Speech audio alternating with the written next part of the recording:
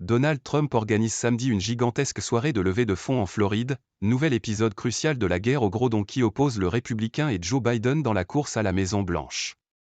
Dans la vie électorale américaine, l'argent, loin d'être un tabou, est un motif de fierté pour le camp qui en amasse le plus. C'est aussi une manne indispensable, 2024 s'annonce comme le cycle électoral le plus coûteux de l'histoire du pays. Les deux candidats sont engagés depuis des mois dans cette guerre aux millions, partageant régulièrement des communiqués laudatifs sur l'état de leurs finances. Ce concours de muscles s'est accéléré avec la tenue fin mars d'une grande réception à New York, lors de laquelle le président démocrate Joe Biden a levé 25 millions de dollars, un record selon son équipe de campagne. Samedi, son tempétueux rival espère lever presque 2 fois plus, entre 43 et 50 millions de dollars, d'après les médias américains. L'ancien président républicain participera à une soirée de collecte de fonds organisée par le milliardaire John Paulson, un des rares financiers à avoir tiré parti de la crise financière de 2008 à 2009 grâce à ses paris sur la débâcle du marché immobilier. L'événement se tient à Palm Beach, non loin de la luxueuse résidence de Donald Trump, Mar-a-Lago.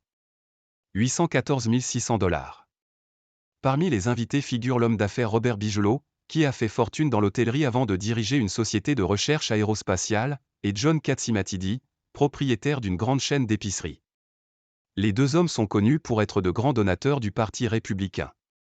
Quelques anciens rivaux de Donald Trump aux primaires républicaines seront aussi présents, Tim Scott, Vivek Ramaswamy, Doug Burgum.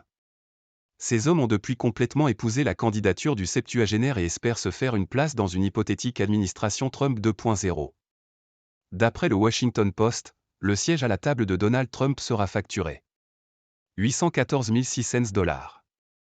Ces sommes folles servent à financer les déplacements des candidats, à rémunérer leurs équipes, à commander des sondages ou, et peut-être surtout, à payer des publicités télévisées.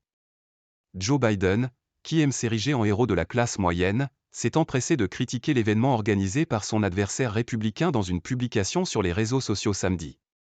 Donald Trump organise une levée de fonds auprès d'un groupe de milliardaires du monde de la finance, qui veulent sabrer dans la sécurité sociale et l'assurance maladie tout en s'offrant des réductions d'impôts, a-t-il accusé. Le démocrate dispose pour l'heure de caisses de campagne mieux garnies que Donald Trump, inculpé 4 fois au pénal, qui dépense en frais d'avocat une partie de l'argent récolté auprès de ses partisans.